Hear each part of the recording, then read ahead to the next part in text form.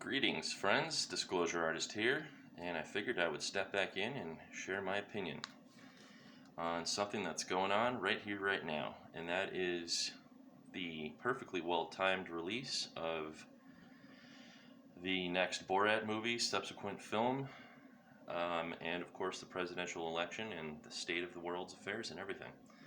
And spoiler alert, it's in the title, it's now in the beginning of the video. I'm going to be talking about the new Borat movie and why I think he is a disclosure artist. Why I believe the Borat character is used as a vehicle for soft disclosure. Now, I recently saw an interview with Sacha Baron Cohen where he explains that his character basically exists for the sake of exposing racial prejudices inherent in all of us and the bigotry, and he just kind of wants to make humor of it while also, of course, drawing attention to it. But basically, his new movie, it's a comedy, but of course, it highlights serious issues, and I think he's doing that so that he's not killed,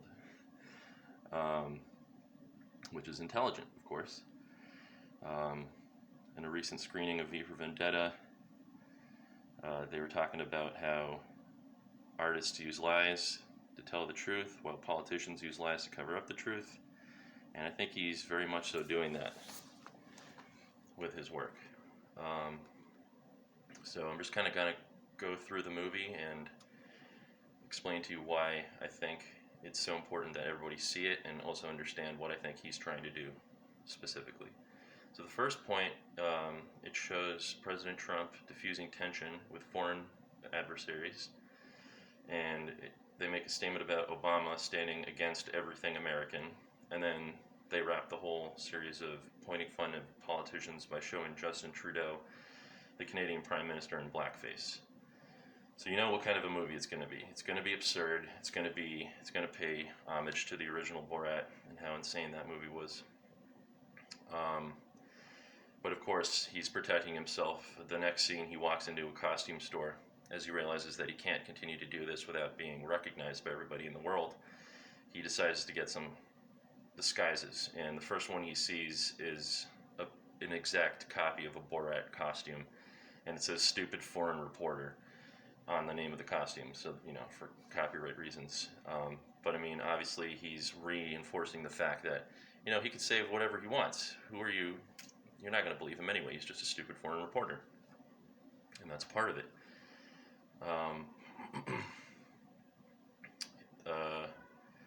There's a part in the movie where he finds his long-lost daughter and he has her shipped to America, but then when he realizes something about the plot, he actually pays a man to have her resealed in a crate. So we're going to get into some serious issues that he is just drawing attention to, and in only the way that he could, really. So basically it starts off by showing President Trump and Jeffrey Epstein at a party together, insinuating that they're in some way equally guilty or bad people. And we know that Mr. Epstein is definitely guilty of a much worser series of crimes and part of a much bigger organization of evil that's been going on for a much longer time than we could ever imagine. He's a full-blown P-word, and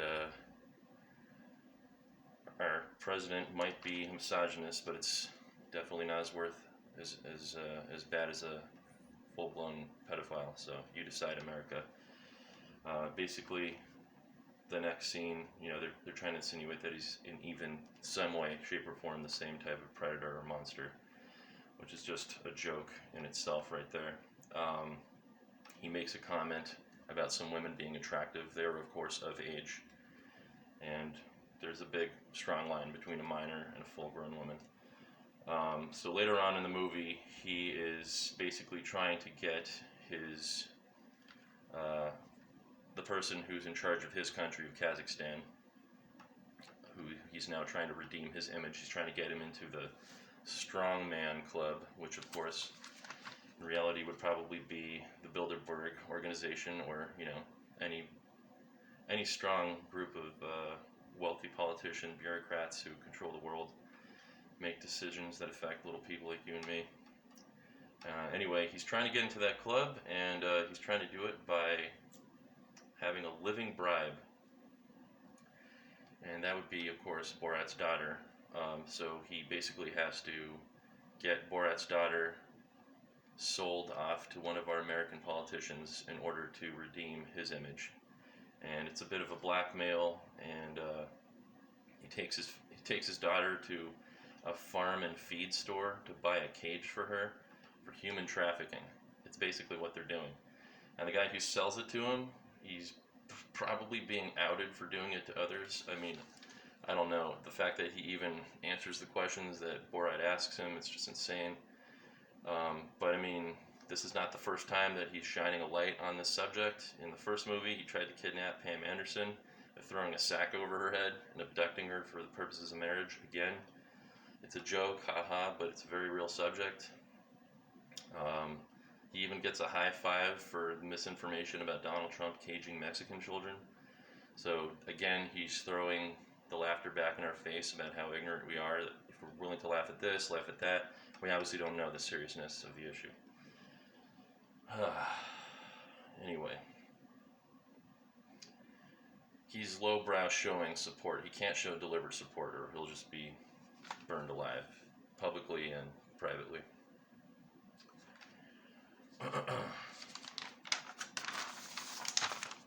That's my opinion. Early in the movie, you see a cartoon version of Trump grabbing Melania by the vagina, but she likes it. Again, that's a joke. Misogyny is not as bad as pedophilia. It pretty much destroys feminism movement, which was created by the CIA anyway, within seconds. It was created to divide the genders, just another divide and conquer method. There's a scene where he takes his daughter to an Instagram influencer so that she could have the greatest chances of, he's basically trying to groom her and get her the best chance of being sold off. This female gives her horrible advice. It gives great impression of female manipulation, enough to make you vomit, in my opinion. Then he takes her to a dress seller to comply. He gets her to comply in purchasing a dress that will result in sexual assault. This really happens in the movie. Just no words for the things he's able to expose from society in this film. He literally asks her to take her to the no means yes section. He then takes her to a tanning salon where he has the lady select a shade of skin to color his daughter that would not offend a racist family. She complies with that request. There's a scene where they're basically outing an establishment. I don't know if this was put there as a prop, but I mean, you could write whatever you want on a cake, but yeah, your jaws will drop. Basically, there's another scene where he's got his daughter on a leash in a public place, and nobody's reacting to it at all. She's definitely old enough to not need the leash. But of course, it's just such a strange thing to see that most people are too afraid to even second guess anything. And I could really only say there's one person in the movie who behaved like a remotely responsible human being, and I'll get to her. So anyway, he buys his daughter this cupcake with a baby on it, and he feeds it to her like she's an animal, and she ends up choking on the top of it, had a little plastic baby on top of it, which sets the stage for the abortion clinic. This is the most ridiculous thing ever. Okay, so he basically takes her to a pastor, and this guy is outed for condoning underage incestual impregnation. I just said it right there. He basically says, as he sees Borat sitting there with his daughter next to him, it's not true, but he understands that the father impregnated the daughter. And he justifies it. He says, God doesn't make any accidents. So there's some sickness in the system right there. Plain sight.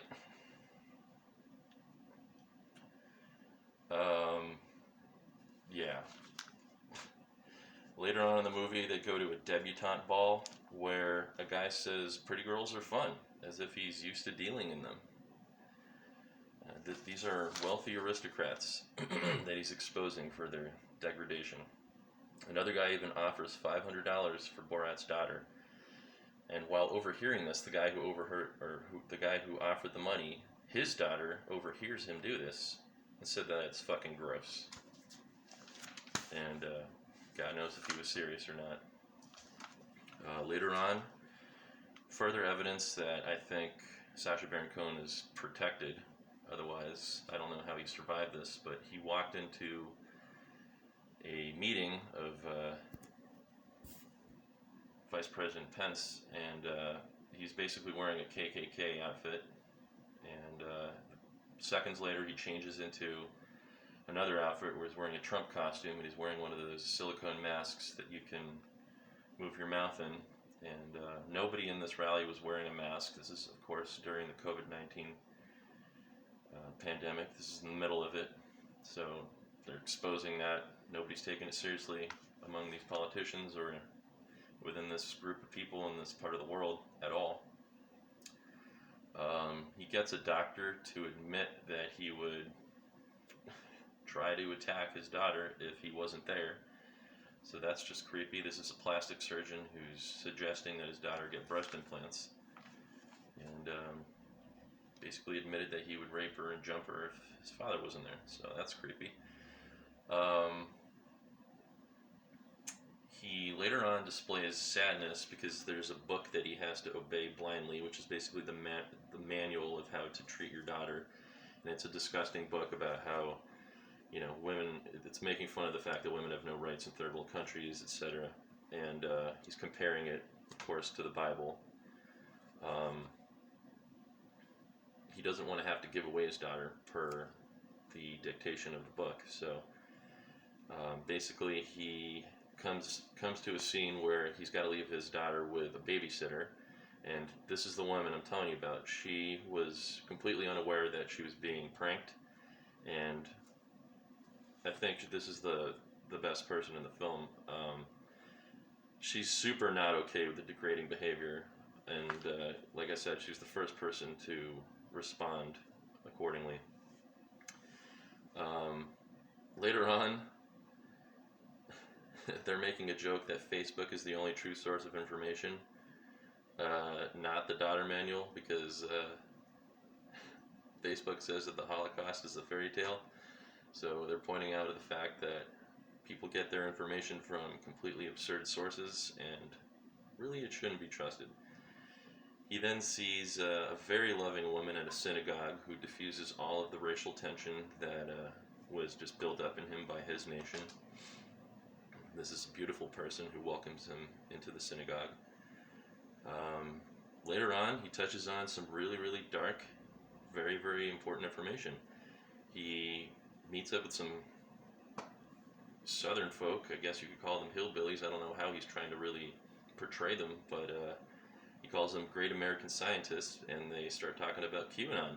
They start talking about very logically, very articulately explaining themselves, talking about the Clintons, the Obamas, how evil these people are, the adrenochrome, the blood drinking, the children torturing, all of it. It's all in the film. And how Democrats are more dangerous than COVID, etc. How the hoax virus lockdown is all planned. And basically it's inciting senseless violence at an anti-mask campaign. There's a later on scene where they're basically trying to show that Rudy Giuliani, Trump's lawyer, he's basically framed by. They wanted to show the corruptness of politicians and how they accept sexual bribes for this, that, the other. Honestly, the guy was just tucking his shirt in. It looks worse than it was, and this is not a 15-year-old girl. This is a 24-year-old Hungarian actress named Maria Bakalova, and you really just have to see it for yourself to understand what they're trying to do. But it's fake. It's a movie. But of course, there's a lot of truth peppered into it. Now, there's a scene where the daughter is justifying the death threat of her father to elicit the act with a public figure. So that again is a vehicle to shine light on the fact that people are blackmailed into doing things with their bodies that they don't want to do all the time, especially when you get in positions of power. And the movie acts to further reinforce the COVID joke, and they actually end up blaming it on Borat receiving an injection of gypsy tears and bat formula before he came to America. Then they have another flashback where they show him coughing all over Tom Hanks. Tom Hanks is in the movie. The next few things are just, I mean, they're happening right now in physical reality. It ends with Facebook voting fraud. Literally, children pretending to be other people in third world countries, making fake information online. It's exactly what's happening.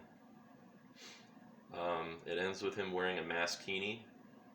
Like, the mask is over his private parts instead of on his face because of its uselessness. And the thermometer is going up people's asses straight into their mouth because you're spreading more germs trying to test people. And then, of course, the biggest threat is no longer the Jew, it is the Nazis, because we know the Nazis took over America a long time ago. And they now no longer have the running of the Jew, they have the running of the vaccine joke in USA. So it's basically a big satirical look at the insanity of our world, how completely manufactured it is, and yeah, I think I've given a few reasons why I think Borat is a disclosure artist.